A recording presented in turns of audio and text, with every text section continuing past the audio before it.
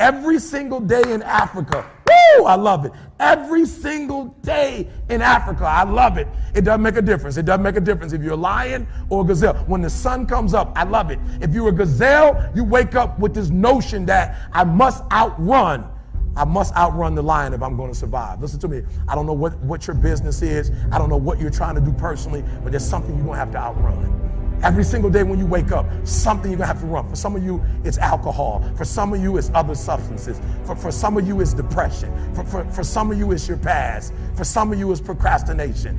For some of you, your inability to stick with something, to start and finish. For some of you, you can't execute. I don't know what it is, but every single day, like that gazelle, you're going to wake up and boom, you're going to have to run from something. That's something you're going to have to get away from to survive. And that's all the gazelle is doing. He's running from the lion because he's trying to survive.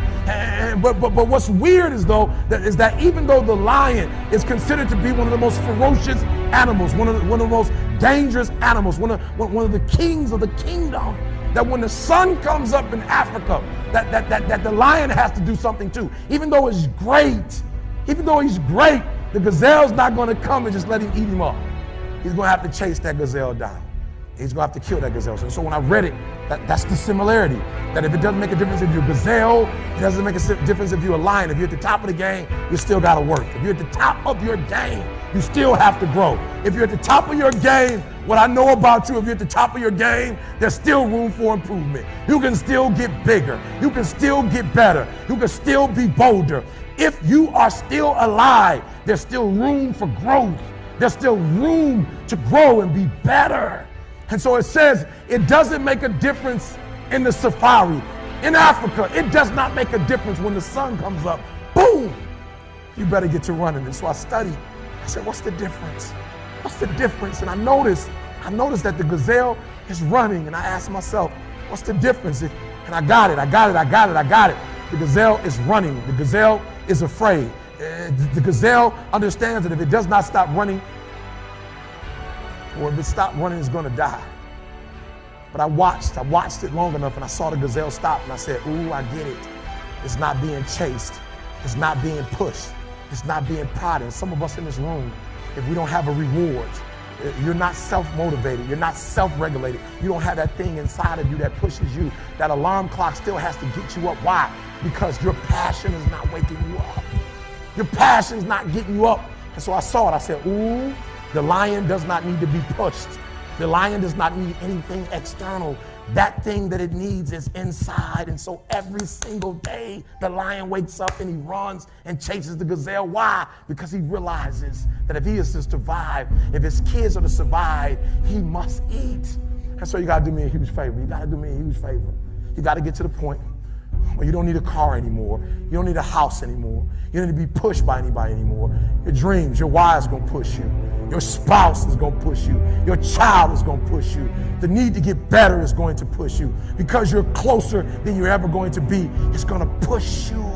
You don't need anything to push you. Your goals are going to push you. Your dreams are going to push you. The opportunity of a lifetime that happens in this particular time frame is going to push you. It's going to drive you. It's going to make you better. So do me a favor as I leave. You can't be average anymore, 70%. You can't do it. You can't do it and have what you want. You can't give me 70 and be what you want. You can't give me 70 and do what you want. You can't be average anymore. You can't be good anymore, 80%. You can't be good anymore, 80% and have what you want. You can't be good at something and have everything you dreamed of. To make your dreams become reality, to no longer dream them but walk in them, you can't. 90%, you can be good, you can be great, but you still won't get it all. I'm telling you, but when you become phenomenal, there's nothing you can't have, nothing you can't do, nothing you can't be. And I believe that you're in this room right now. I believe that we're in the same space right now. I believe we're all in this place together. Listen to me. I believe that we're all in this place together because all of us hate average. None of us want to be good. And for those of us who reach greatness, we have a desire to push past greatness and see what phenomenal looks like. So I need everybody in the room, when you think about your goal and you think about your dream, I need you to understand, as I said to my wife in that hospital room, I can. I will, I must. I need everybody to say it with me. I can, I will, I must. Come on. I can, I will, I must. Again, I can, I will, I must. Now for those of you, you want it all. Every single dream, every single goal. As I say it, for those of you who really want it, you're going to say it, and you're going to stand, and you're going to say it like you mean it. I can, I will, I must. Come on. I can, I will, I must. Come on. I can, I will, I must. Now say it like you mean it. I can, I will, I must. Again, I can, I will, I must. Again, I can, I will, I must. Now I need you to think about that loved one, that individual that you have to do this for. I need you to say it with me. I can, I will, I must. Come on, for that individual. I can, I will, I must. For that person, I can, I will, I must. For that thing you want to accomplish, I can, I will, I must. Again, I can, I will, I must. Now I want you to think about that hurdle. I want you to think about that thing that keeps pressing you down. I want you to think about that mountain that's hard to climb. I want you to think about that thing that you just can't seem to get over. And we're going to get over it today. We're going to get over it. We're going to get over it together. I can, I will, I must. We're going to add to it. I can get over it. I will get over it. I must get over it. Ready? I can get over it. I will get over it. I must. Come on, come on. I can get over it. I will get over it. I must get over it. I believe desire and will to win is everything. I don't know why I'm like I am, but my butt's always burning. There's always something say, Art, dadgummit, you're supposed to go for it. Art, dadgummit, you're supposed to be somebody. You're supposed to make a difference with your life. What does the $500,000 a year person do? The $50,000 a year person doesn't do. You look at the outside and study those two individuals, everything seems to be the same. They both are the same sex, they both are the same age, they have the same training, the same positions, the same contract, the same fringe benefits. They both are successful, they work hard, they're good family people, make tough commitments. But what's the difference? What does the $500,000 a year person do? The $50,000 a year person doesn't do. He pays the price and a little bit more. He works hard and a little bit more. He's loyal to the company and a little bit more. He believes in a little bit more. He makes money and a little bit more. He saves money and a little bit more. Leadership is everything. You show me anything in these United States that win, I'll show you a leader at work. You show me a successful church, Boy Scout troop, club, football team, business, I'll show you something run by a leader. See, I thought at one time in my life you had to be smart to win. I used to have these smart people that dress so pretty and talk so pretty and use these big words.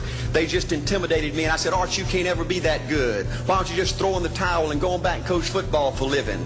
And I found two things out about smart people. I think it's almost impossible for a smart person to win in business in America today. Because I find smart people spend their whole lifetime figuring things out. They're always trying to figure out an easier way and a quicker way. And another thing I found out about smart people is they just don't get around to doing nothing. And see, somebody like Art Williams, everybody said, well, he can't do it. And somebody like that can't do it. But he does it. See, folks, I want you to know almost everybody in America almost does enough to win. They almost get there. They almost are over the hump. They almost have it going. They almost in everything they do, almost is a way of life to almost everybody in America. But the winners do it. What do? They do whatever it takes to get the job done. They do it and do it and do it and do it and do it until the job gets done. And then they talk about how great it is to be somebody they're proud of. We need leaders in America who can do it. If you want to become somebody, do it. If you want to go in business for yourself, do it. If you want to become financially independent, do it. I hear too much talk in these United States. Everybody can talk a good game. We need people in America who can do it. I go all over this country with A.O. Williams, and I have people say, Art, you can count on me. Wonderful. Just do it. Art, I guarantee you this is my last stop. I'm going to win now. Super duper. Just do it. Art, if I could just have one good month and get the ball going, I know I could make it big. Super. Just do it. Art, if I could just pay off this debt, I could really go. Great. Just do it. Art, if I could just sell my house. Do it. But houses ain't selling. Do it anyway. Art, I'm not making any money. What can I do? You just do it. Do what, Art? You do it, and do it, and do it. Art, I guarantee I'm going to win this contest. Super duper. Just do it. Art, I'm over the hump now. Watch my smoke. Great. Just do it. Art, I want to make it so bad I can taste it. What I do? You just do it. Art, I'm a vice president now. Can I quit doing it? No. Art, I don't know if I can keep on keeping on. I'm really hurting what I do. You just do it. Do what, Art? You do it, and do it, and do it. Art, all my life I wanted to be somebody important. Well, what do it then? Art, I'm going to save money so I don't have to go through this again. Great. Just do it. Art, I don't feel like I've had enough training. What I do? You just do it. Art, my manager don't give me no help. What I do? You just do it. Art, you don't understand. I was Mr. Everything at my former company. You don't mean I have to start off down here at the bottom and do it, do you? Yep, you really got to do it. Art, what's the primary difference between winners and losers? The winners do it. They do it, and do it, and do it, and do it until the job gets done. I like what Ambrose Redmoon said, that courage is not the absence of fear. Courage is the judgment that what you want is more important than your fear.